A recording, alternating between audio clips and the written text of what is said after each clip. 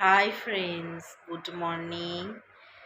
আমার স্নান সব হয়ে গেছে।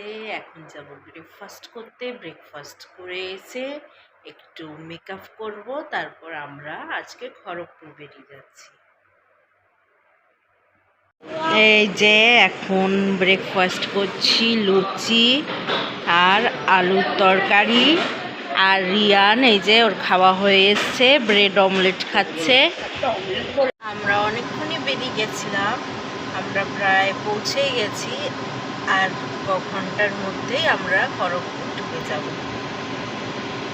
ডিনার হয়ে গেছে, এখন শুতে যাচ্ছি, কারণ কালকে ছেলের স্কুল আছে। আর আজকে অনেক টায়ার্ড হয়ে আছি, আর কারণ এসে আমরা একটু শুয়ে পড়েছিলাম, ওই জন্য ব্লগস দিতে পারিনি।